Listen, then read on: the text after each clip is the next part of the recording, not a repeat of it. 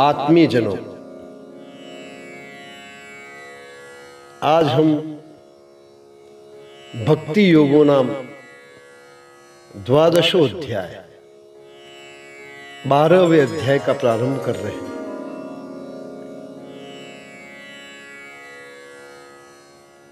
गीता में सबसे पहले कर्म योग, फिर ज्ञान योग और तीसरा ईश्वर प्राप्ति का जो मार्ग है भक्ति योगो नाम 12वें अध्याय में श्री कृष्ण ने अर्जुन को कहा है। भक्त नरसिंह मेहता ने भी कहा है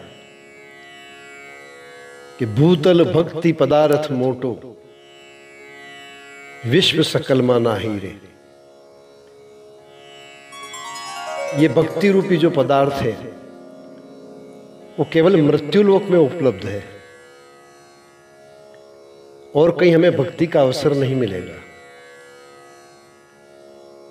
और सदगुरु दुर्लभ राम जी ने भी यही कहा कि भक्ति मांगू रे मारा नाथ नी रे, नथी मुक्ति नो काम।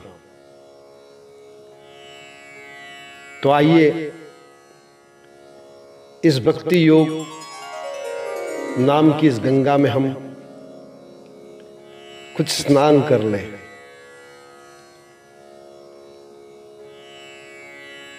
ओम श्री परमात्मने नमः।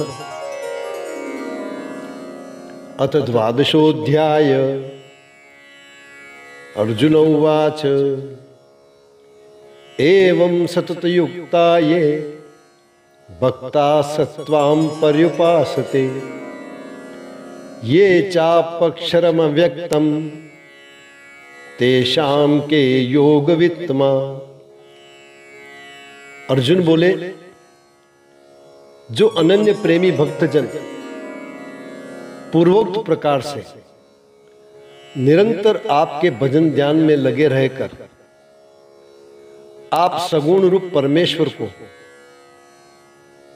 और दूसरे जो केवल अविनाशी सच्चिदानंद घन निराकार ब्रह्म को ही अति श्रेष्ठ भाव से बसते हैं,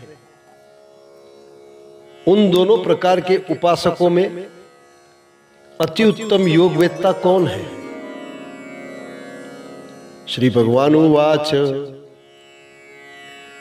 मय्यावेश्य मनो ये माम नित्ययुक्ता उपासते श्रद्धया परयोपेस्तास्ते मे युक्त तमामता। श्री भगवान बोले, मुझ में मन को एकाग्र करके निरंतर मेरे भजन ध्यान में लगे हुए जो भक्तजन अतिशय श्रेष्ठ श्रद्धा से युक्त होकर मुझ सगुण रूप परमेश्वर को भजते हैं, वे मुझको योगियों में अति उत्तम योगी मान्य है। ये त्वक्षर मनिर्दृश्य अव्यक्तम पर्युपासते सर्वत्र गम चिन्त्यं च कुटस्थमचलं ध्रुवम् सन्नीयेन्द्रियग्रामं सर्वत्र समबुद्धय ते प्राप्नुवन्ति मामेव सर्वभूतहिते रतः।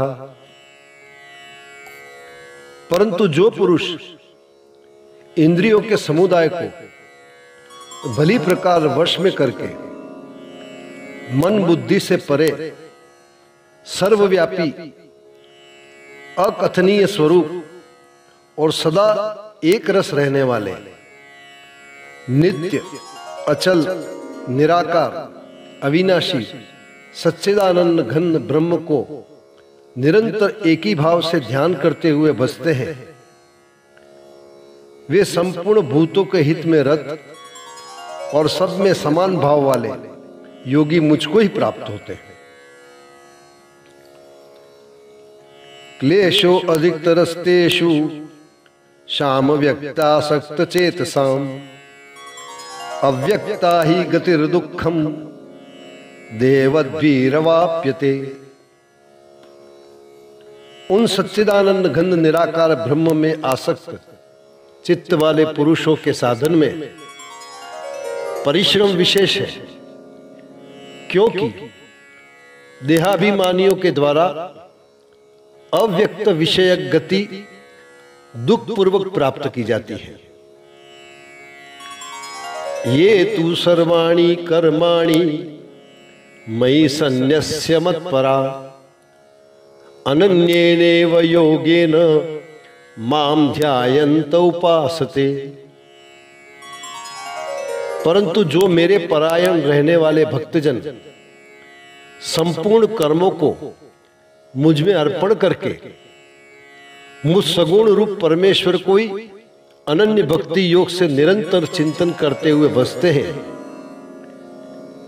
तेषामहं समुद्धर्ता मृत्यु संसार सागरात् भवामि न चिरात् पार्थ मय्यावेशित चेतसाम। हे अर्जुन, उन मुझ में चित्त लगाने वाले प्रेमी भक्तों का मैं शीघ्र ही मृत्यु रूप संसार समुद्र से उद्धार करने वाला होता हूं। मय्येव मन आधस्त्व मयि बुद्धिर्निवेशय निवसिष्यसि मय्येव अत ऊर्ध्वन संशय। मुझ में मन को लगा और मुझ में ही बुद्धि को लगा, इसके उपरांत तू मुझ में ही निवास करेगा, इसमें कुछ भी संशय नहीं है।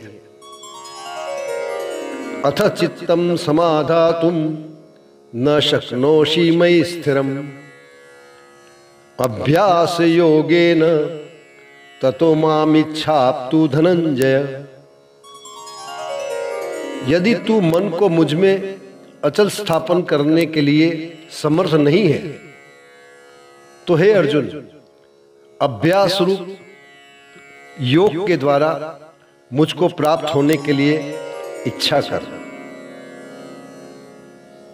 अभ्यासे अप्यसमर्थो असीमत कर्मो परमो भव मदर्थमपि कर्माणि कुर्वन् सिद्धिमवाप्यसि। यदि तू उपयुक्त अभ्यास में भी असमर्थ है तो केवल मेरे लिए कर्म करने के ही परायण हो। इस प्रकार मेरे निमित्त कर्मों को करता हुआ मेरी प्राप्ति रूप सिद्धि को ही प्राप्त होगा।